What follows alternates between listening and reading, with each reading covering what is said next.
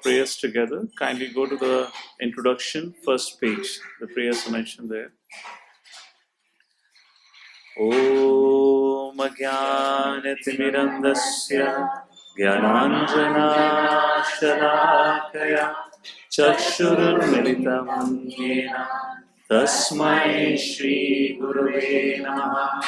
Shri Chaitanya Manobishtam Sapita Yena Bhutale Swayam Rupa Kadamyam Dadati Swapadantikam Vandeham Shri Guru Shri Juta Padakamalam Shri Guru Vaishnavamscha Shri Rupam Sagrajatam Sahagana Raghunatham Vitam Tam Sajivam Sadvaitam Savadhutam Parijana Sahitam Shri Krishna Chaitanya Deva Shri Radha Krishna Pada Sahagana Lalita Shri Vishakhantam Nama Om Vishnu Padaya Krishna Preshaya Bhutale Srimate Bhakti Vedanta Swami Niti Namine Namaste Saraswati Devi Gauravani Pracharini Nirvishesha Shunyavadi Ashatade Shatari Namo Mahavadanyaya Krishna Prema Padayate Krishnaya Krishna Chaitanya Namani Gauratusse Namaha. He Krishna Karuna Sindhu Dinabandhu Jagapate Gopesha Gopika Kanta Radha Kanta Namostate Tapta Kanchana Gaurani Shri Radhe Vrindavaneshwari Vrishabhanu Sute Devi Pranamami Haripriye. Jai Shri Krishna Chaitanya Prabhu Nityananda Shri Advaita Gadadhar Srivasadi Gauramatrinda. Hare Krishna Krishna Krishna Hare Hare Hare Ram Ram Ram Hare Hare.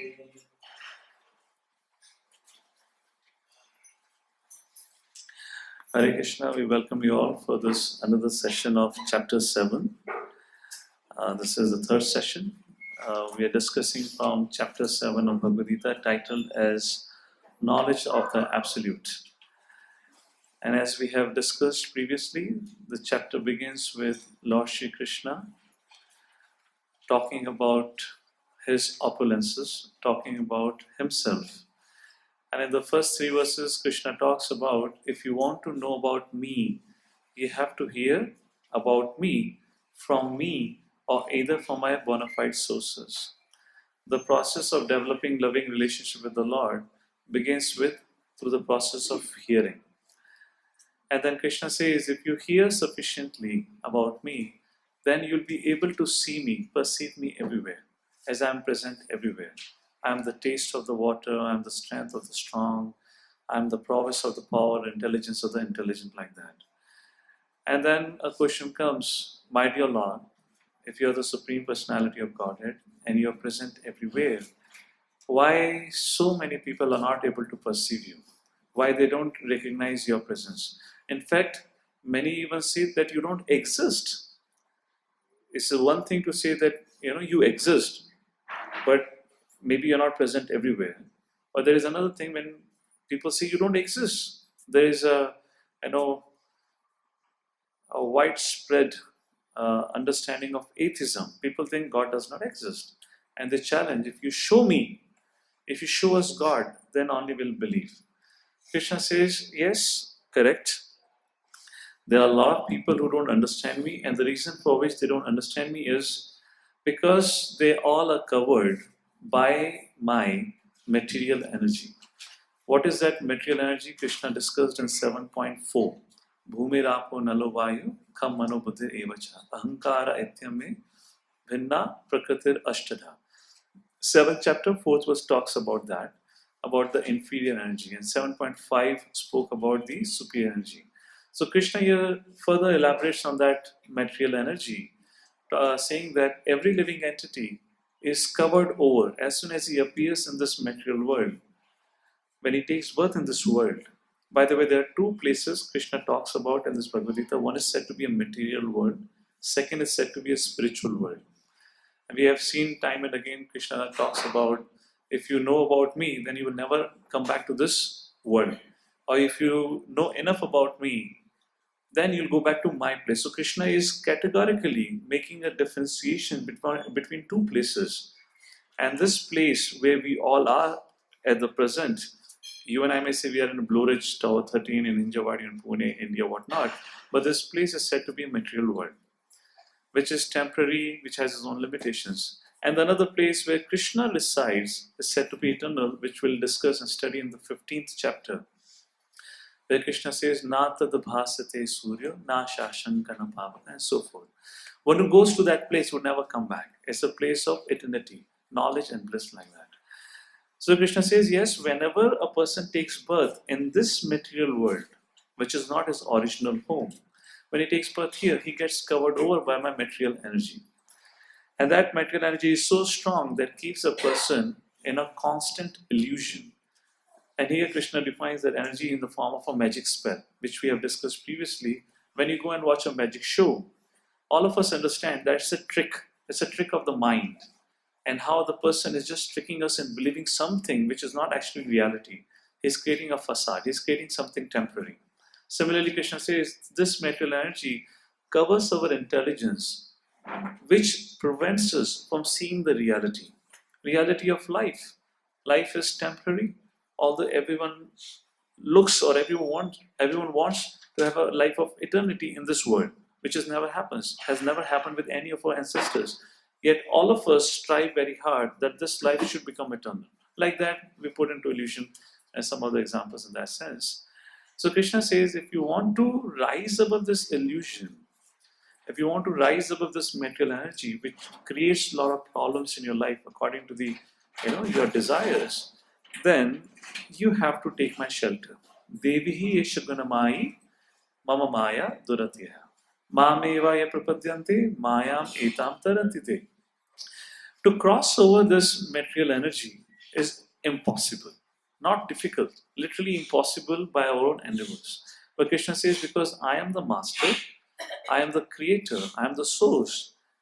If I tell to the material energy, to Maya, enough, leave this individual, and then Maya will take the spell away, will remove her ignorance away from that living entity. And that's all until this point we have discussed up to last week. Just to give you one example to understand how Krishna deals with his energy, His Holiness Satchidananda Maharaj was giving one very nice graphic example to help us understand this. And Maharaj said, when he was a young boy, he's a German. He was born in Germany. So when he was a young boy, his father, just to teach him how to value hard-earned money, encouraged him in his summer break to go and sell newspaper. So he joined one newspaper vendor, and on behalf of that vendor, he will carry on his bicycle, the bags of newspaper, and he'll go house to house and drop newspaper.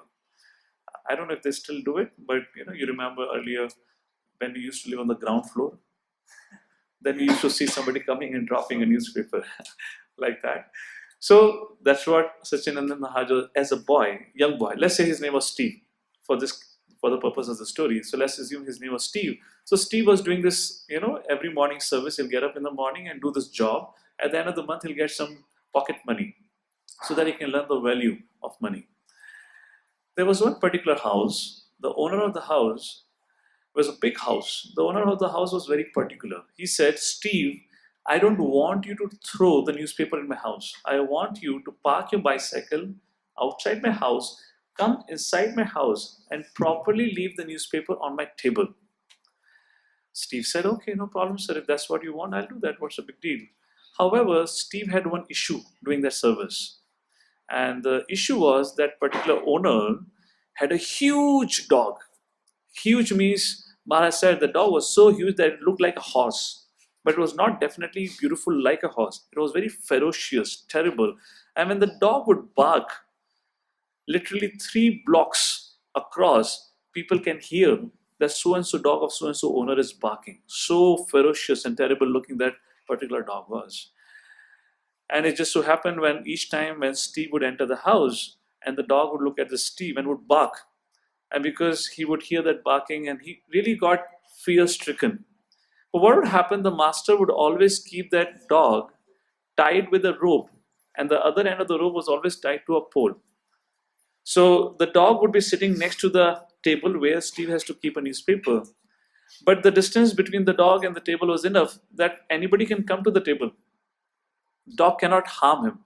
But because dog was so huge and so forth, Steve began to get nightmares. In the night, when he'll go to sleep, he will see that this, he has gone to this owner's house. He's, entered the house and he's about to put a newspaper. Suddenly, the dog jumps at him, and he is about to devour him. At that point, Steve will wake up, completely, sweating and fear-stricken and so forth. Finally, the day came when the dream was really about to become true. So this particular morning, he went to the house, and he saw today the dog is sleeping. So he said, okay, I don't really want to hear his barking. Unnecessarily he barks and he scares me and he spoils my day. I'll slowly walk, put the newspaper and come back. He must have walked almost halfway through. Then suddenly he saw his worst nightmare coming to reality. And he saw today for the first time actually the leash across the dog's, the neck that is not tied.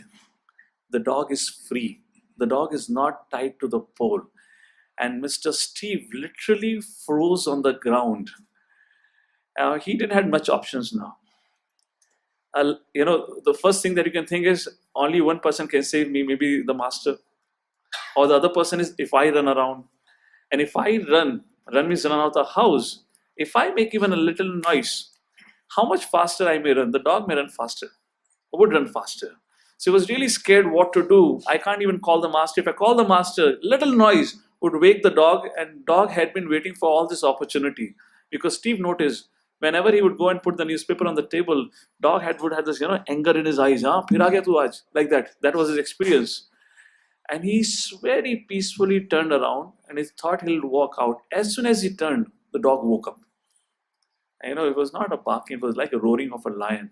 His barking was. And he roared, literally roared. And Steve dropped the bag, dropped the newspaper, whatever might capacity he can run as fast as he started running towards the gate. And when you know something is fearful behind, what do you do when you're running? You don't look forward. You're looking backwards. What's happening? At one point in time, Steve turned around and he saw the dog is right up on his face and is about to pounce on him on his head, with his claws or whatever you call it, paws. And Steve, literally, Maharaj was saying that I was about to get a heart attack and I froze because there's nothing I can do.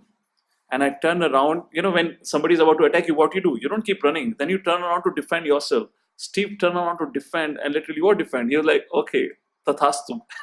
Today is the last day of my life. You're like this. Suddenly, the master came there and he said, Tommy, please keep quiet. And Tommy, from barking and roaring whatnot, like that, he made a sound and he went and sat down peacefully at the feet of Steve. Steve, assuming the name of Maharaj earlier, and Maharaj said, he started licking my feet. And I was so relaxed. Dog was really a death personified for, this young boy. And he said, I was amazed that somebody which was beyond my capacity and my endeavor to protect myself, when the master came and said, Tommy, keep quiet, he peacefully sat down. Then Maharaj said, just like this dog, the material energy is tearing us apart. And when Krishna sees our sincere effort in pleasing him and serving him, and then Krishna comes in our life and tells the Maya Devi, this fellow, leave him. This is my kid. So Maya Devi says, okay, I would not say anything like that. So that's the idea of it. At our endeavor to control material energy of the Lord, Krishna says here, Mama Maya Duratya, it is beyond our capacity. When Krishna says, okay, material energy, don't disturb this particular boy or a girl or so ever, and then material energy takes away all the spell, all the ignorance away, and that's how we experience the freedom of life. And this is the subject matter being discussed here. Now, Krishna talks about, however, apart from this, along with this, there are 4 categories of people, and which makes a very interesting discussion for in the next couple of verses from verse number 15 to 19. Krishna says, there are 4 categories of people who do not surrender. Whatever happens, they don't surrender to me. And that is mentioned in verse number 15. So I don't have that verse up here on the screen. You have Bhagavad Gita with you? We'll read it out. Namam dushkritano mudha prapadyante naradamaha maya ahaparat jnana ashuram bhavam ashritaha. So Krishna says there are 4 kind of people who do not surrender unto me. Can anyone read out the translation, please? Those miscreants who are grossly foolish, who are lowest among mankind, whose knowledge is stolen by illusion, and who partake of the atheistic nature of demons, do not surrender unto me. So there are 4 categories of people. Let's take a look at the first one. First, Krishna says, Namam dushkritino mudha. I'll not go too much details about it. We'll keep it a little concise. So mudha. If you look into the purport, on the next page, in the purport, you will see in the purport, Srila Prabhupada, have put number 1, 2, 3, 4 like that. So first number is mentioned for mudha, and like that Prabhupada divides the purport. So who is this mudha? Prabhupada explains mudha considered to be a grossly foolish person. Now, what is the meaning of grossly foolish person? In the purport, if you see, Prabhupada compares that person to an ass. Not Prabhupada comparing, that is actually how the scriptures define somebody to be grossly foolish. What is the characteristic of an ass? He works hard day and night. Only for one thing, for the carrot.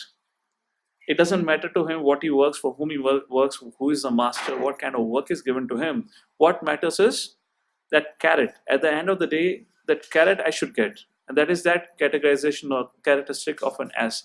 And that is what Krishna says. The mudha, the person who is grossly foolish, he actually doesn't know why is he working. For whom is he working? What is the purpose of the work? Just like somebody once had asked the Dalai Lama, what is the strangest thing in this world? And the Dalai Lama said, the strangest thing in this world is people work hard day and night. For what? For earning money.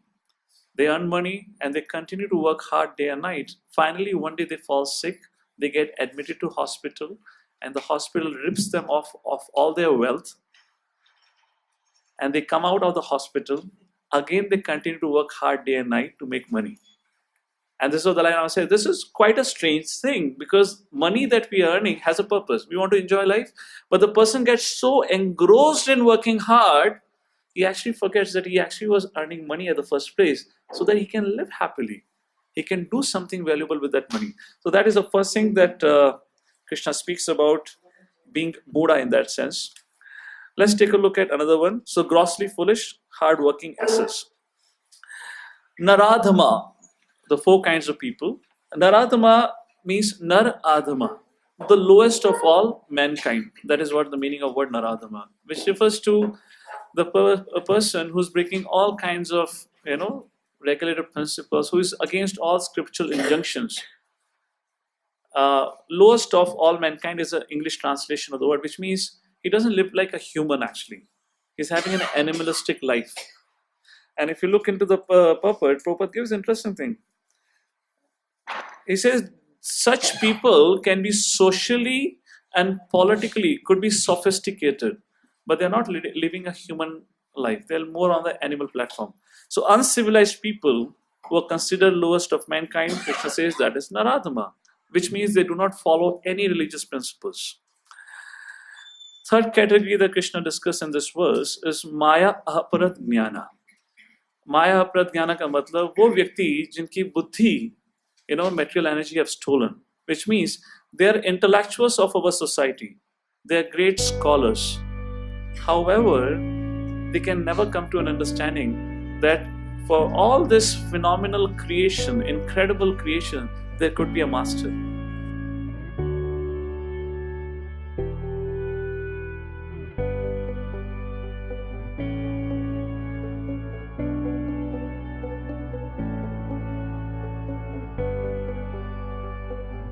He had this solar system model in his office, and his fellow professor was the proponent of chance theory, which means everything has happened by chance, randomly.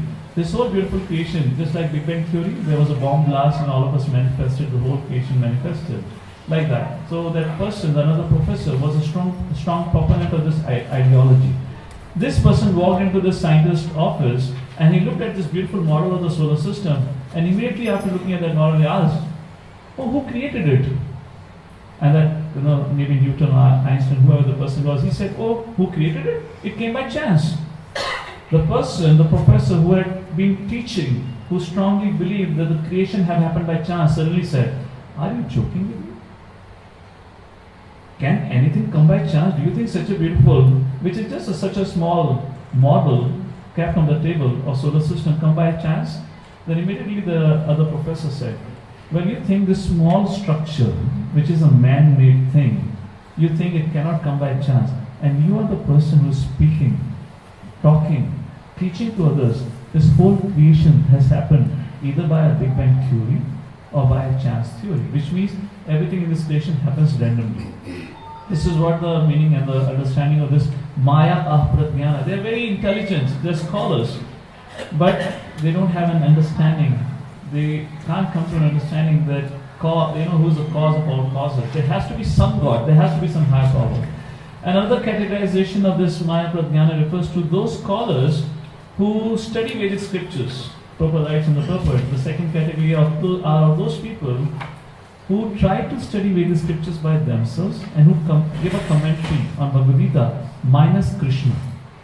They remove Krishna as the personality of Godhead from the Bhagavad Gita. And they conclude that you are God, I am God. And they make this whole discussion between Krishna and Arjuna, which is a conversation. I'm going to speak if time permits today about Mayavadis a little bit, who are these people. They nullify the whole discussion, saying that no, this discussion never happened. They give various reasons, and Prabhupada writes in the purport, actually, if we ever ask them, if Krishna was not a person, if Arjuna was not a person, how this conversation happened, how Mahabharata was written, they would never give you a clear answer. Yet they very strongly believe that there is no God ultimately. You are God or I am God. But there is no superior power than us. Living entity who we are the superior power. And the last category is Asuram Bhavam Ashrita. This is Srila Prabhupada explains Asuram Bhavam Ashrita. Asura, the word Asuram actually means in its definition, which means a person who is very envious. Now, this asuric tendency of envy is there in every living entity. Just like Chanakya Pandit said, there are two kinds of living entities who are envious. One is snake, the second is human beings. You can rectify the snake of its envious propensity by using some mantra vidhi, by using some herbs. You can remove the poison of the snake. But it is very difficult to remove the poison of envy from the heart of the living entities, particularly human beings. So these people are hardcore atheists, upfront atheists. They don't believe in God exists. And the reason they don't believe in God exists is because they're envious. They cannot understand that somebody, why somebody has to have all the opulences, why not I? Why somebody, that person alone can hold a flute and play a flute so melodiously that every living entity gets attracted, why can't I do that? So such people never accept a supreme personality of God. One day, Srila Prabhupada was in his quarters, in his office, and one such Vedic scholar came to meet him, like Maya Prajnana, and that person came to meet Srila Prabhupada and he said, "Swamiji, ये आपने क्या लिखा है? भगवान श्री कृष्ण ने तो यहाँ पे कुछ और कहा है, आपने कुछ और लिखा है। स्वामी जी, यहाँ पे तो योगा की बात हुई है, आपने भक्ति योगा की बात करी है। So Prabhupada said, okay, what's next? And he kept on, finding some other faults. Swami ji, Krishna said like this, but you wrote like this. Krishna means like this, but you said like this. For 1 hour, he kept on finding faults in Srila Prabhupada's, Bhagavad Gita. After 1 hour of doing it, and Prabhupada kept on encouraging him. Okay, what's next? What's next? Prabhupada kept on hearing him. Okay, all right, very nice, very nice. Then the disciples asked Prabhupada, this foolish person was unnecessarily finding faults and criticizing you. Why did you chastise him? Prabhupada said, didn't you see 1 hour of Hare Krishna chanting? Krishna, Krishna, Krishna, Krishna. For 1 hour he kept on chanting. Because he chanted for 1 hour, he was getting purified. When next time he comes, we'll chastise him. He'll be ready then. Because he has got enough purification. So these are another category of people who would not believe for whatever reasons, but this is high level categorization Krishna gives. What are the 4 kinds of people? Mudha, grossly foolish.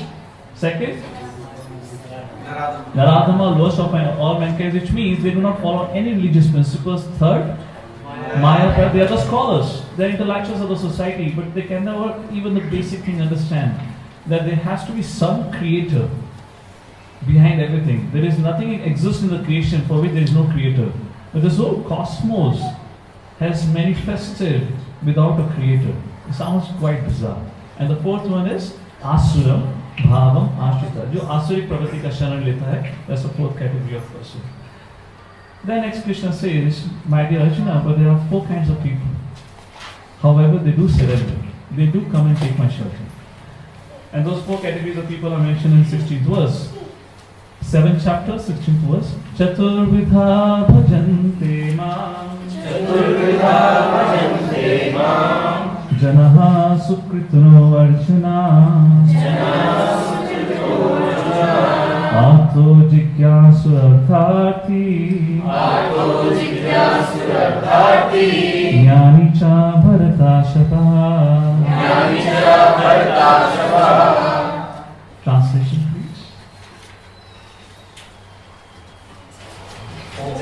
Among the Bharatas, 4 kinds of pious men begin to render devotional service unto him: the distressed, the desirer of wealth, the inquisitive, and he who is searching for knowledge of the absolute.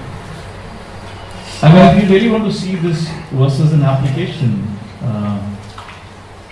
for example, this is Book Marathon Month.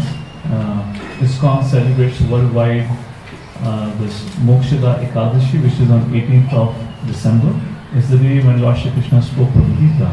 So on the occasion of this particular very auspicious day, ISKCON all over the world puts a discount on his books, BBD published Bhagavad Gita, and we go out and distribute Bhagavad Gita. It is considered best of the charity. And when you go out and when you are distributing Bhagavad Gita, you meet all kind of people if they're standing on the street, and you really get to see in actions different kinds of people. Somebody who you consider would never take a book suddenly would come to you and take a book. To give you an example, yesterday evening we were standing, right across DMart there is some Mata temple. Yes. Nice, very beautiful temple. So we had kept a table there, I was standing there. Suddenly 3 ladies came, young ladies in that sense. They were just wandering, there was a lot of shopping area, they were just wandering around. Suddenly they came, I was just standing there. Many times people would come, they'll talk to you and they walk away. And they were looking at different books, so I didn't say, I was just keeping quiet. I said, I don't know, maybe they just saw a discount board there, we had kept a board. 25% discount, so I thought maybe they saw some discount, and the books looks pretty attractive. But when generally people see, oh, this is Bhagavad Gita, things like that, they say, oh, no. Like one person came, I said, why don't you take Bhagavad Gita? I spoke to that person for 10 minutes. सब सुनने के बाद बोला, बहुत अच्छा प्रवचन दिया प्रभु जी आपने, परंतु अभी मैं खाना खाने जा रहा हूँ. तो मैंने कहा क्या परेशानी है? प्रभु जी मैं नॉन वेज खाने जा रहा हूँ. मैंने कहा okay, so what you got to do with purchasing Bhagavad Gita for you? प्रभु जी मैं नॉन वेज खाने जा रहा हूँ, भगवद गीता को लेकर कैसे जाऊँगा वहाँ पर? So I was like, it looks like you have a lot of sense. So I said, let's do one thing. No, I also wanted to get Bhagavad Gita through. So I said, let's do one thing. I'll give you a packed copy. You keep a packed copy, and when you enter the hotel, you don't take it inside. You leave it in the reception. And I can promise you, nobody gonna steal this book. Okay, don't worry. This is not something that people are gonna steal away. You keep it on the counter, and you finish your business, whatever hinsa, kari business, whatever you have. Finish your business, then you come back and take it. Finally, agreed and took it. Now these three ladies, mothers came on the desk, and they were looking at the book. Just before they came, another lady had come at the desk, and very intently she was looking at the book. And suddenly when I opened the Krishna book, I said, this is Krishna book, these are religious books, or spiritual books. Oh, acha, mujhe laga novel hai. Boल के चली गई वहाँ से. So when these three ladies came, I was like, maybe, because that whole market area is like, all kind of things are sold out there. When they came, least expected for me, all three of them took copy of Bhagavad Gita. And one of them said, I love Krishna, I really want to hear. And she said, I every day almost hear some kind of a satsang and so forth. And it becomes very interesting. Looking at a person is very difficult to know who is what. Here, in this particular section, Krishna is talking about, right now we are just looking at the four kinds of people who do not accept the path of spirituality. And we're going to look at the four kinds of people who accept path of spirituality. But there is a very big difference. What inspires somebody to accept the path of spirituality, and what discourages somebody from taking the path of spirituality. And it got to do a lot with our lifestyle. And that is what Krishna is mentioning. I don't know if you have noticed, we'll come back to it here again. So Chaturvida Bhajante Mam, Krishna says there are four kinds of Sukirtina, four kinds of pious people. And the first one of them is Artho. Artho refers to somebody who is distressed. When such a person is in distress, he comes to my temple and he prays in front of me and he asks for a guidance. Mighty Lord, please help me. Just like one of the devotees had gone for book distribution just on this Saturday, and they were distributing at certain location. So they went and knocked on somebody's door, and person came out. He was looking very frustrated and very distressed. And he said, oh, please read this Bhagavad Gita, it's the best helpful book, it will help you and so forth. And he said, get out from here, I don't want anything from you. So that person thought, okay, maybe alright. So he walked away. He was walking down the stairs, he saw another person who looked equally distressed and disturbed. But because he just had that incident where the person didn't accept it, so he thought, I don't want to disturb another person who looks a little disturbed already. So he thought he'll walk away. But when he was walking away, he saw this person holding a smartphone and doing something. The smartphone anyway is a big screen. And he was reading about Swami Vivekananda. So he thought maybe there's an opportunity. Looks like there's some opportunity. He started to talk to him. As soon as he gave him a copy of Bhagavad Gita, he said, oh, I've been actually looking for Bhagavad Gita. I have so many problems in my life. And he opened his whole life chapter like that. He was saying that in short, everything, whatever I have wanted in my life, the best of the job, best of the career, I've got everything. But today in my life, I've realized my life no more is like that. I have been trying for something. Again and again, I'm failing. And because I had been pampered so much by my parents, I am not able to take reversals in my life. And I had been raised in a certain pious background. I had been looking for this wisdom. And that person immediately accepted it. So, it's not that all distressed people go and take shelter. However, Krishna says there are one category of distressed people who come. I want you to think who are those possibly distressed people. Second category of people who come are arthati, desire of wealth. My dear Lord, I need financial stability. I have a lot of EMI to pay, a lot of loan to cover up and whatnot. They go and pray to the Lord Lakshmi Narayan and so forth for that help. Fine enough. Third is jigyasu, very curious. Like, why do bad things happen to good people? What is the purpose of life? Why am I suffering? Why there are different kinds of living entity? What is this whole cosmic creation? People very curious, and they go and take shelter of the Lord, trying to find out, my dear Lord, I need answers. What's going on in the life? And the fourth category is of jnani. Jnani refers to a person who knows that absolute truth is there, who knows the Supreme Personality of God is there, but yet he is not able to relate or have that reciprocation with him. So when he approaches the Supreme Lord, if you see a difference between the first three categories, the first is Artho, Arthati and Jigyasu, and between the Jnani, the difference is the first three categories have gone and approached the Lord with a selfish motivation. Artho, because I am distressed, take my suffering away. Arthati, I am in need of financial help and whatnot, please provide me, give me some gifts, like that. And the third is, I'm caught up with so many questions. I need help. And the fourth category doesn't go to ask anything. He's trying to figure out how I can serve you, my dear Lord. These are the four categories. Alright. And when this discussion happens, Krishna asked, my dear Lord, you have spoken about four categories of people. And my question to you is, among these four categories of people who come to you, who is the most dear one to you? And that is the subject matter of 17th verse. Somebody please read out the translation. 17th verse. Who is the best among these four categories of people who approach you? Of these, the one who is in full knowledge and who is always engaged in pure devotional service is the best, for I am very dear to him. And Alright, and question arises, my dear Lord, if that's the case, does that mean the other three are not dear to you? Who are the other three? Artho, Arthati, and Jigyasu. They're not dear to me. And I really love this verse because let's read the translation, a very beautiful purport also. Read the translation of the 18th one. Krishna says, no, actually all of them are very dear to me. And I'm so grateful to all of them that they actually approached me. Please read out the translation. All these devotees are undoubtedly magnanimous souls, but he who is situated in knowledge of me, I consider to be just like my own self. Being engaged in my transcendental service, he is sure to attain me, the highest and most perfect good. And why Krishna says so? Krishna says because if anyone comes to me, there is some exchange of affection. Even if he has come to me asking for some favor, ultimately, Vimai Vamsu Jiva Loka Jiva Bhuta Sanatana, all are my part and parcel. I am very much pleased, and Krishna calls all of them as great souls in Mahatma.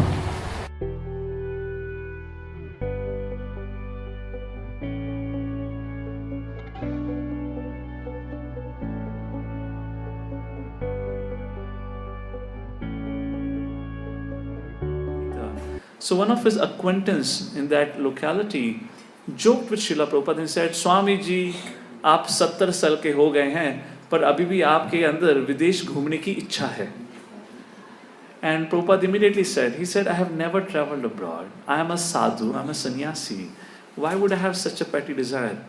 So he said, Swamiji, you want to share Krishna consciousness? So why don't you send your books? And Prabhupada said a very important thing. He said, if I just send a book, it will not make a difference.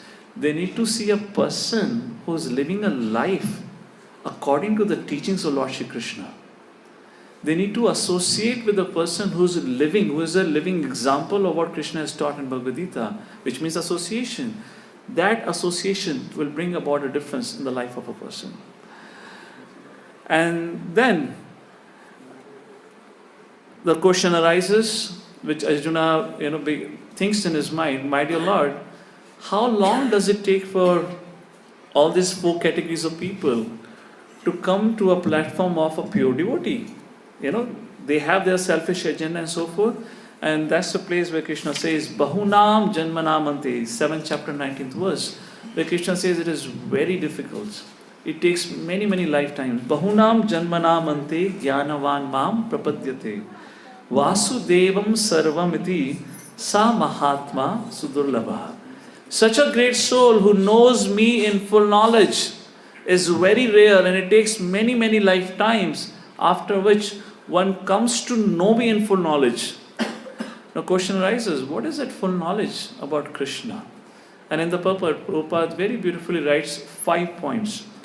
When Krishna says somebody knows me in full knowledge, these are the 5 things that we should, try to assess ourselves. What is the degree of our faith? How much understanding of what Supreme Personality of Godhead is we have developed. And Krishna says, or the 5 things which are mentioned. First thing is, spiritual life is full of activities. The spiritual world that Krishna talks about, if you see sometimes, many people draw paintings of the Lord. If you see, they often draw the painting of the Lord alone. And Prabhupada used to get very upset. He said, why do you draw the picture of the Lord alone? Lord is never alone. Lord has unlimited devotees. Lord is always there with Radharani. Lakshmi, Narayan, Sita, Ram, Radha, Krishna, they are always together. But why we people draw alone? Draw the picture of the Lord alone. So Lord is not alone. There are all the rasas. What rasas we have? Vasalya, Sakhya, Madhurya, Dasya, whatever rasas we have, they all originally exist in the spiritual world. There is a family life. There is a friends. There is a parental affection. Everything exists in the spiritual world. So that's the first thing to know. The spiritual world or spiritual life is full of activities. It is not just simply sitting in meditation. That's not, it seems boring, but that's not what spiritual life is. Second thing that person full of knowledge is, material world is a perverted reflection of spiritual world. A person who has understood and who has gained knowledge about this, which means, just like, you go to by the bank of a lake or by the side of a lake and you'll see a reflection of a big mango tree or a banyan tree in it. The reflection is said to be that the image that you see of a banyan tree in the river is not actually the banyan tree. Let's say there is a beautiful, a fruit tree or a flower tree, and you're able to see in the river there are some flowers are there. Can you pluck the flowers? Because that's a reflection. And that's the reason, it's explained material world is a perverted reflection. There are two places, spiritual world and material world. And material world Krishna defines as dukhalayam. Like the other day I was speaking, dukhalayam, pustakalayam. If you go to pustakalayam, what is pustakalayam? What would you get? Of course not McDonald's burger or pizza. Right? You'll get only pustak. Once in a while you may get some snacks. Not always, right? Like what we say, Himalaya, right? Himalaya. What is Himalaya? Barfka. You go there, you'll find snow. So now when Krishna says this world is dukhalayam, so what is the meaning of it? By default, it is always there. Once in a while, you may be happy.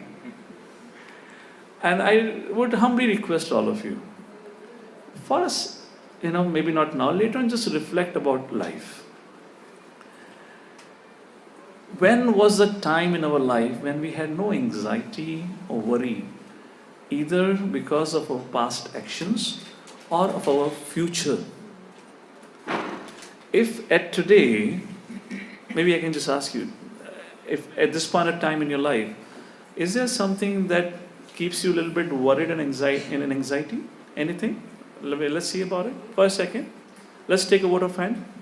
By default, everyone would have something that would keep us into some anxiety and trouble. And look how our mind functions, and we become very determined, thinking, "Bas Bhagwan, इसी problem का solution दिलवा दो, जीवन में आनंद आएगा." सोचा है? And we work very hard just to rectify this problem. And that maybe once in a while we overcome that problem. That solution, whatever that issue was, that gets rectified. Maybe for a half an hour, for an hour, we are peaceful. And then suddenly, a new day, a new sunrise, and a new problem. How many of you think you agree that have happened in their life? Please raise your hands higher. It is always there. If somebody is not able to recognize, my request is go and contemplate on it. It's a fact. Why? Dukh alayam. I am not saying it. Krishna says in Bhagavad Gita. If you go to Pustakalayam, you get Pustak. You come to Dukhalayam, you get Dukha. Once in a while. And I have observed it so many times, either it be my life or anyone's life for that reason. That's the reason I tell people, take your life a little lightly. Don't make a mess out of it by too much thinking about it, because there was never a time in the past, there would never be time in the future when you would not have problems. So let's keep problems aside. Look at the solution. Be grateful of what you and I have today. Look at the beautiful world, look at the beautiful creation, look at the beautiful time that we have today to live life. More we remain distracted, more we lose on the opportunity to really live our life to the fullest. Because in the moment that you and I have today, if we don't relish it, if we don't take full advantage of it, if we don't give out love, if we don't share love with others, we'll not receive love also. And maybe we are the wealthiest person, but we'll remain a pauper or a poverty stricken, because we could never give and share happiness with others. So many times I've given this example, in the corporate environment like this kind of places. Like yesterday also, I'm standing on the book table when people are coming by, I was saying Hare Krishna, I had a big smile on my face. They looked so frustrated and upset with their life. I'm like, maybe you had some problem, family problem, whatnot, but somebody is smiling at you. कितना खर्चा लगता है एक smile मारने के लिए? And if you smile at least थोड़ा शक्ल का हुलिया बदल जाता है, right? How many of you like love smiling faces? Everyone. Now we are spreading misery around, right? Having that screwed down face like this, we are spreading misery. Everyone knows it, but still, that's the idea, because head is so heavy. There's so much pressure, there's so much anxiety, what I'm going to do, how I'm going to deal with it. But they don't realize they have something today. Take advantage of it. And that's the idea. So material world is a perfected reflection of a spiritual world. Third, Supreme Personality of Godhead, SPOG, Supreme Personality of Godhead, is the cause of all causes. He is the Supreme Creator, Supreme Enjoyer, and Supreme Proprietor. Fourth, a person who is in full knowledge, which Krishna is talking about in this verse, he realizes his dependence on the Lord's mercy. He fully knows, I on my own is nothing. Okay, maybe I can ask this also. How many of you have introspected in your life? Or maybe let me put it this way. Let's say you have done something wonderful. Maybe in your professional life, you have written a very nice code, or whatever. Genuinely ask yourself, was it really because of my effort I did that? Or was it that I was just coding something and suddenly that nice code was written? Am I making sense? Let's say you are a researcher, you're doing research. As a profession, I was a scientist before. And many times I had written many papers, I traveled many places. And when I used to do and something nice used to come out, now I used to feel so greatly humble. I said, really, I did it. I have no clue about it, how it happened. You're doing something, and let's say generally, for example, now everything is simulated. Whenever you have to prove something, you create a simulated environment before it goes to product cycle, Before it goes to the development team, the research team has to create a prototype, has to do some simulation to prove that it works. And you're hitting enter, escape, here, there, something, you're writing ABCD, whatever code you're doing. Suddenly it works. And, the very next thing we do is, Mayank Agarwal, written, we want to take the credit of it. But genuinely ask ourselves, was it really me? Or it just happened? And we also don't wonder, kya ho gaya? And if you look into the lives of the great scientists around the world, many of their great discoveries and inventions have happened accidentally. Edison, who invented bulb, right? The electricity, not bulb. How it happened? It was not that this particular evening he went and he said, I'm going to do this combination with that combination and that electricity lamp. You all know the story about it, right? You look that way into the lives. Ramanujacharya, a great mathematician, he himself says that my worshipable deity would dictate to me all those mathematical theorems and equations. When he would sleep in the night, everything will dawn to him and he will get up immediately and he will start writing. He's a genuine person, right? So, again, just for a second, reflect about it. Let's say you're playing a cricket. When a batsman goes on the ground, he goes with an intention, wish 6 balls, 6 sixes, right? How many of you, by the way, played cricket? Okay, I'm sorry to the mothers, I don't know what games you play, but at least I know about the cricket. So let's talk about the cricket for a reason. Maybe something comes to my mind for mothers, example we'll say. Badminton, okay. Badminton, good. Let's take an example for a cricket. You're playing a cricket. How many times you try to hit with all your might and force and the shot is missed out entirely? It has happened? Many times. And suddenly in another ball, the bowler comes and bowls it, and now again you swing your bat. And suddenly the bat hits a ball. And it goes across the boundary. It's 6. And definitely you say, I did it. But my question to you, if you did it, why did you miss the ball earlier time? Right? Let's take a case of badminton. You're playing badminton. Sometimes, how many of you, you know, how many of you have had that experience when you're playing a badminton and you see the cock flying down very smoothly coming and you have the shot in your vision and you know that you're going to do it and you come swinging and choke and you swing it in some direction, the cock falls on the ground and it entirely misses it. Have had that happen? And it's clearly visible. By the laws of physics, it should not have ever happened. You were in a perfect position. So who is that? This idea realizes dependence on Lord's mercy. When Krishna is talking about it, takes a lot of time. But this is the outcome, or this is what the consciousness of a pure devotee. He's convinced of these things. We aren't. So wherever in our life what we are because of that. So we should endeavor for it. Fifth, Supreme Personality of Godhead is the ultimate goal of spiritual realization, which means my spiritual practice that I have taken, the goal of it is to serve my eternal Father, to serve the Supreme Personality of Godhead. Is it making little sense? Okay. I'll try to make an analogy to help you understand this whole equation that we have discussed. I wish I could have done it better. I had some other plans to do it, but due to lack of time, I couldn't do it. So bear with me how I'm going to do it. Manish, I'll come back to your question. I'll finish that example of it. So, again, an attempt. Let's see if I can explain this. I'm going to narrate to you, please hear this, a story of a family that had 7 sons. A story of a family that had 7 sons. The mother, father, and they had 7 kids, 7 sons.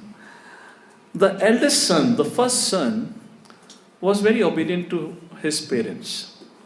And because the eldest son was very obedient, the parents gave him all the facility, gave him, responsibility and so forth. And he was the eldest. He was also given the responsibility to look after the younger ones. Bhai, inka dhyan rakhna. And why? Because you're obedient to us, you follow us. But this eldest son, once in a while, and he's, first of all, this family that we're talking about is very wealthy. The parents are extremely rich and so forth. And because parents are very rich, they saw their eldest son to be very obedient. They have shared a huge amount of their wealth with this eldest son, just like giving a huge business. But because he's running a huge business, once in a while, he gets distracted and he thinks, it's all because of me. I am so great. He is great because of all what his parents have done. Once in a while he forgets. But nonetheless, when parents come in front of him, he recognizes, no, my position is, they are great. I am subordinate. It's because of all my, mother and father, what they have done to me, because of which I am here today. That family had a second son who was really a troublemaker, who was extremely or quite selfish, who used to cause harm to other living entities.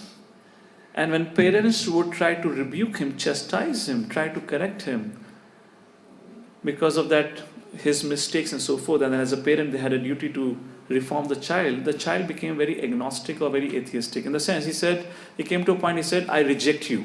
My dear parents, you don't exist. Mere maa baap mar gaye hain. They don't exist for me. And he became a revolt. He left the family. He said, I got nothing to do with you. You don't exist for me. And that person went on to become a great troublemaker, like a dacoit or whatnot for the society. That's the second son.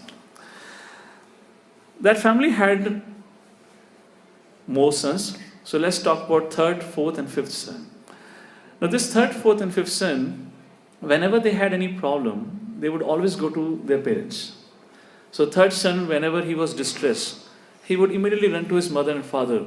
Please help me, I have this problem. And parents used to become very happy. Which parents would not be happy? If the child is in trouble, they come. Yes, because parents love them. The fourth son, whenever he would run out of his pocket money, we have done it, I guess, in college days. So whenever he ran out of his pocket money, he will call in mother and father. Mama, father, I'm out of pocket. Oh, I'm out of money. Please send me some money. The parents are like, okay. You see, there is some exchange of affection.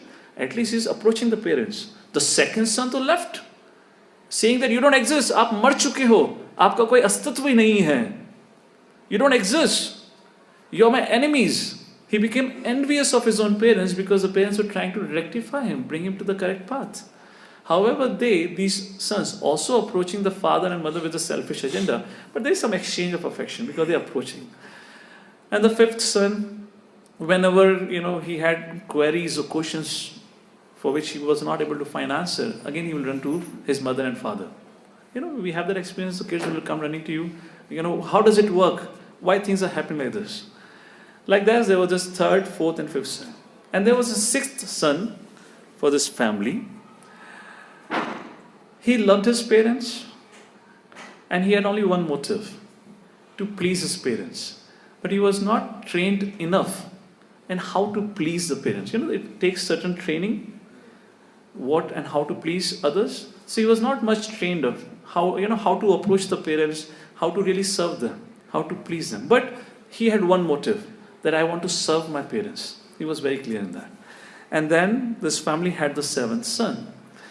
And this son was the most obedient and was the most loving towards his parents. His only motive in life was to serve the parents, please the parents. That was only motive. He had no give and take relationship. He was not serving the parents because he thought my parents are very rich, very wealthy. They'll give me a lot of wealth. No agenda, no ulterior motivation. Only desire, I want to go and please my parents. Now, let's look at this family. Is that okay? I just briefly wrote what this seventh son represents. Imagine you to be the parent and you have the seven sons. How many of you agree, as a parent, as a genuine parent, our love would be impartial? Right? We would, from our perspective, we love all our kids. However, limitation arises from the other party, how they reciprocate to it. Agreed? Because everything has certain terms and conditions. The terms and condition from the parent's side is, we want the best for you. And if the child is not willing to accept the best that you want to offer because he is in ignorance, he may revolt. होता है कई बार.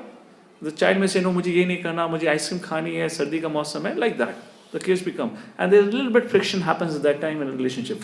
How much ever friction happens, माता पिता के मन में अपने पुत्र और पुत्री के प्रति कभी स्नेह खत्म नहीं होता. Agreed? Agreed about it? So, all right. Now, if you are the parent, however, you still have the seven kind of sons. Among the seven sons, which of the one would be most dear to you? Because you remember, love, there are certain conditions, depending on how they reciprocate. Among the seven sons, which one would be the most dear to you?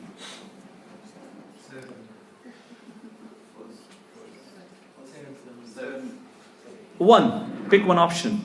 So, second is out of question. Okay, third and fifth, nobody is pointing. First and seventh. So, among the first and seventh, who do you think? First, as I said, he is obedient to parents. But once in a while, he ignores his parents because he thinks, I am the controller, I am the doer. I am independent. So, once in a while, he disrespects his parents by denying their, not being grateful enough for the parents. However, the seventh son is fully devoted. My parents, that's it. I need to serve them. So, among the first and seventh, who would be the dearmost to you? भैया eighth option नहीं है. हाँ, आप लोग ऐसे गुमशुम बैठे हो, मुझे समझ नहीं आ रहा किसकी तलाश में हो. Let's take a vote of hands. पता नहीं भूख लग रही है, क्या लग रही है. How many of you say the seventh son? Please don't get too much, मेरा पुत्र. Don't get too emotional. I'm giving you an example. तुम लोग ये सोच के इमोशनल नहीं होना जो बैचलर है, प्रभु जी हमारी तो शादी नहीं हुई, अब क्या कह रहे हो. Please be a little simple hearted. I've given you a case study. You're a human being, you have an intelligence, just apply that intelligence simply. How many of you say seventh would be the most dear to us? Naturally it will attract our more affection, because the more he gives, the more we are able to give him. It's a mutual relationship, no doubt. Although, as a parent, yet I am impartial. If the second son, even today, would come back and say, my dear father, my dear mother, I made a mistake, please forgive me, all of us would accept. So there is no issue at the parent's side.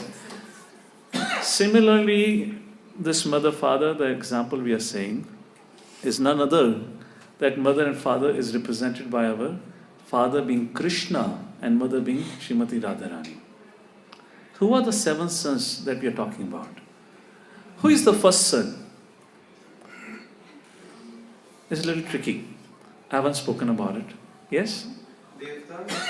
Yes, demigods. They are the one, that's the next section which we're going to talk about it. Where, the question comes, my dear Lord, I got to know about those who surrender unto you. Well, what happens to those who surrender to others? What is their destination? So there are many devtas, anya devtas.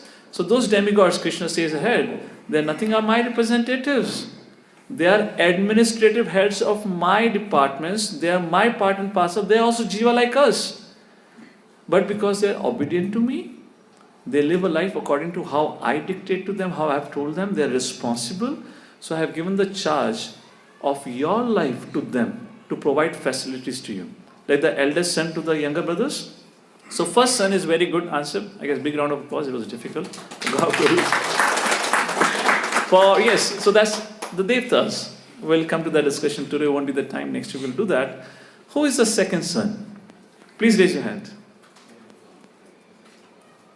Who represents the second son? The four kinds of people that we just discussed. Namam dushkritano mudha prapadyante naradamaha. Those four kinds of people were representing this second son. Okay. Who was the third son? A third to sixth son. Who represents that? The four kinds of people who approach Lord. Artho, Arthati, Jigyasu and Jnani.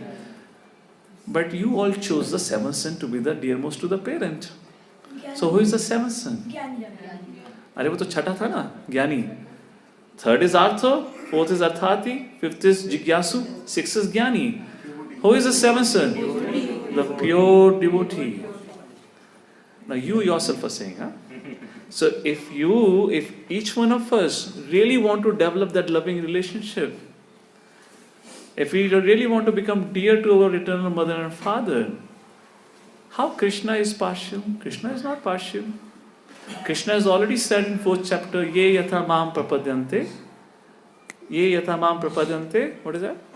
Tam satheva bhajamiham. As you surrender unto me, which means as you reciprocate to me, I reciprocate.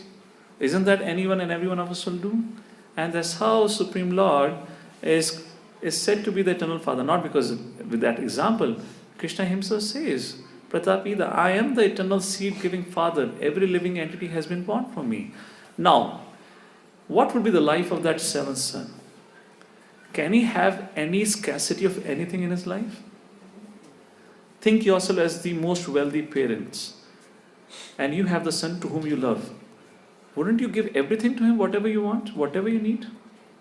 There is no question of having any anxiety, stress in his life. If we are in anxiety and stress, maybe because we are caught up into that from the second son to sixth son, we are somewhere in that. Where somewhere we are yet not very much fixed up in our relationship with the Supreme Lord. And Lord does not have, or the Father does not have the complete faith. Are you really, obedient? You gonna follow what I say? Because every father and mother wants the best for their child. Similarly, Krishna, many times question is asked, why this material world is created? Actually, material world is not created because Krishna wanted. Material world was created because we wanted. We wanted to do something independent. Just like the second son, he said, you don't exist. I don't want to believe in you. I don't want to follow your order. And he leaves the house. Similarly, we decided to leave the eternal kingdom and try to think, I also want to become that, experience that feeling of being a supreme controller and proprietor and enjoy it. And that's the reason we left the shelter of the Lord. And we all are in the material world. I'm speaking what Bhagavad Gita speaks ahead. I'm putting in an example form of that. So all of us have an opportunity. So Krishna is not partial. Second question arises, which Krishna is going to say ahead. We'll not take a look at that. But the question arises, Krishna says, I am sarvasya chaham hridi sandhu vishnu mata smriti jnanam apohanam cha. I am residing in the heart of every living entity. By that, Krishna is saying how much he loves. He's impartial. Krishna says, I'm in the heart of an atheist, I'm in the heart of a demonic person, I'm in the heart of an animal, tree, bird, and a pious human being or a devotee. I'm with everyone. Just like impartiality of your love towards all the sons and the kids, similarly Krishna is there. Question is, which one is turning their face towards our eternal Father and which one of us are not turning? That makes a huge difference. So Krishna says, as we have discussed in the previous 5th chapter, where Krishna says, remember Ishwar, Prakriti and Jiva? Jiva has only freedom of desire. And we discussed a few examples where you can contemplate and think about it. Ishwar is the one who sanctions it. And Prakriti creates facility. And that's a place, if you talk to people, people ask, अच्छा, तो वो जो चोर था, उसकी जो उसने चोरी करी, इसका मतलब भगवान ने sanction करा? How can Lord sanction sinful activities? Yes. Lord have to sanction. Lord must have sanctions. The question is how Lord can sanction? And the answer is, Lord does not sanction. Ultimately sanction. The point is, again, I would request, become introspective, think more, become contemplative. And if you can recall any incident in your life where you did something which was not right, maybe just as small as, mother told you not to go and play cricket and you sneaked out and went and played cricket. Even that small thing as, you would always notice there is this good conscience within us which would always say, are you sure? Don't you think this is not right? So Krishna, through that good conscience, wants us. But because we become so determined to do it, imagine again you are a father and one of your child is adamant going out for playing, let's say, football or cricket when it's raining outside. We all know, we probably have done something like this also, that there is a certain limit beyond which you can put a control, beyond which we can't. Ultimately you say, okay, if you want, but you take responsibility, understood? If you fall sick, don't come and complain to me. Similarly, Krishna says, all right, tathastu, let your desire be fulfilled, but you are responsible for your actions. And that leads to karma. If we perform sinful activity, we get sinful reaction. We perform pious activity, we get pious reaction. So yes, Krishna certainly sanctioned, but he tells us through the scriptures, through Bhagavad Gita, that he himself spoke, if you do anything wrong, you're forcing me to sanction you. I love you so much, I cannot force my love onto you, because a love has to have a free will. It has to be, one has to feel like that. But if you want to do something wrong, go ahead. I give sanction to Prakriti also to create facility. But you have to pay the result. Just like a boy goes and plays a soccer in the rainy season, or on the day when it's raining, he comes back and falls sick. Who suffers? The child suffers? The parents suffer? Yes, they also suffer. They are also in agony and pain. Why this person did not listen to us? And that's the reason Krishna, through that wisdom of Bhagavad Gita, is pleading to each one of us. Please try to understand. When he's talking about these 4 kinds of people who do not surrender, why Krishna spoke all this thing to Arjuna? Arjuna did not need to hear it. Never ever in the history of Arjuna had an incident where Arjuna have ever got bewildered about his duties. Previously coming to Kurukshetra war, he had fought at least 2 to 3 wars with the Kuru dynasty or Kuru army, and he had defeated all of them. Yet for this time, the war for which he had waited and he had worked so hard, he comes at the battlefield and he becomes so compassionate, so emotional. And Acharyas explained, it is not that Arjuna, Krishna, created that doubt in his mind, so that when Krishna goes back, how would we know what our eternal mother and father wants? So that these words, the spoken Bhagavad Gita, which is now in written form, we can know how to live our life. Ultimately, there is one message that Krishna wants us to convey through Bhagavad Gita. Be happy. Be happy. Even in this Dukhalayam, if you follow the instructions of the Lord, you will be happy. And one symptom of happiness, which is very visible, which is seen in the life of everyone, when somebody takes to spiritual life, his diet, his quantity of prashadam increases. It's a fact. It's a fact. How many of you experienced when you're in stress and anxiety, you don't feel like eating much? Even you love the food, but you can't eat much. For a brahmachari's breakfast, for many IT professionals, would be his 3 meals combined. Breakfast, lunch, dinner, जो एक साथ तीनों मील को मिला के जो एक ये बेचारा IT वर्ल्ड या जहाँ पे भी काम करने वाला व्यक्ति जो खाता होगा, वो एक ब्रह्मचारी का ब्रेकफास्ट होता है. इसलिए कि वो is very hungry. He is so peaceful and happy. Not for that reason brahmachari, any devotee, his diet increases. Because when you're happy, and you all know if you go to a doctor and say, तुम बहुत stress ले रहे हो तभी तुम्हारा पेट खराब हो रहा है. सुना है कितनों ने? Because of, your health is getting trouble because you're taking too much anxiety. थोड़ा शांत रहो. आजकल तो एलोपैथी डॉक्टर भी बोलने लगे. So that's the science behind it. If not, at least we'll learn how to live our life happily. We get best of the association around, best of the food to eat, best of the song to sing, and best of the rhythm to dance on. Like that, Krishna speaks about these 4 kinds of people. And it's very important when Krishna says, Bahunam Janmanam Ante Jnanavan Prapadyate. It takes a lot of time, but it begins with understanding that Krishna is our Supreme Father, Eternal Father.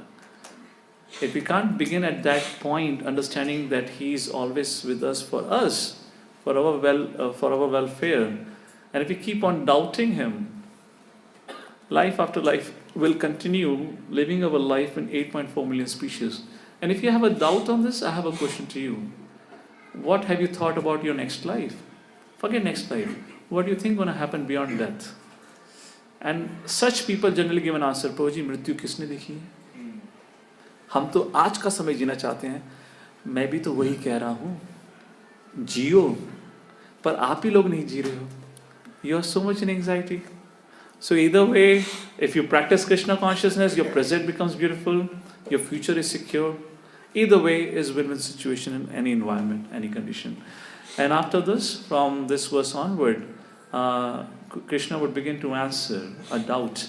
My dear Lord, what happens to those who don't surrender to you, but who goes and takes shelter of other higher powers like Brahma, Shiva, Ganesh, Durga?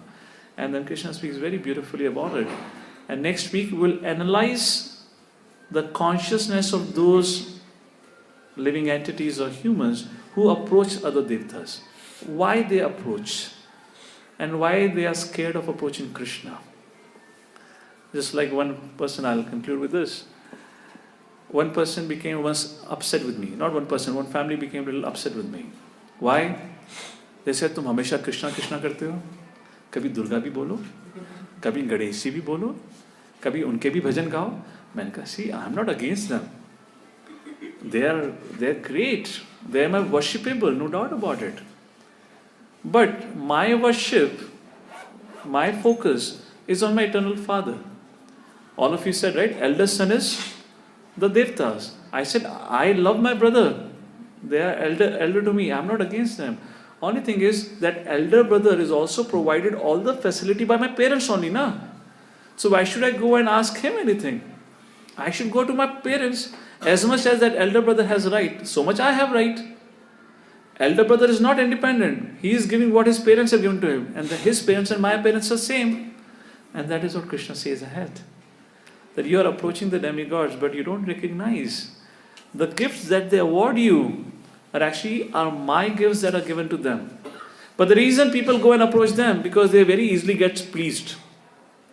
होता है ना बहन भाई के बीच में, भाई बोलता देख तू मेरी चापलूसी नहीं करेगा या मेरी कंप्लेन नहीं करेगा पिताजी से, तो मैं तेरे को चॉकलेट देता हूँ. But that doesn't happen with parents, because parents are always looking at the best welfare of you. So with demigods, there's a relationship of exchange. We offer some prayers, some sacrifices, and some charity. They become pleased, and they offer our desired benediction according to whatever conditions, other conditions involved into it. And that's the reason people at large find it very easy to approach them. But Krishna says, or Acharya Sukdev Goswami says, Akama sarva kamava moksha kama udharidi tivrena bhakti yogena. Whatever you have, no desire akama, sarva kama, you have all the desires, or you have desire for liberation. Approach the Supreme Personality of Godhead. He's providing everything. And he is not telling you, don't come to me. You go and approach devtas. He is not. He is saying, come, approach me directly. But however, the people who only approach the devtas, there's a lot of selfish propensity involved of give and take. Because they approach with an idea of, I have this problem, that problem, please rectify that. Once that gets rectified, and that's the reason in our culture, unfortunately in today, there are so many gods which are worshipped in every home. You know, that particular god for this particular problem, that particular god for that particular problem, and so forth. And the younger generation, when it grows in this environment, they begin to ask a question, Mata ji, इतने देवताओं की पूजा करते हो, ultimately भगवान तो एक होगा. And the response will come from mother, हे भगवान के प्रति अपराध करते, चुप बैठो, सभी भगवान है. How many of us heard that? I heard it while growing, and we become confused. How can everyone be God? There has to be one God. मतलब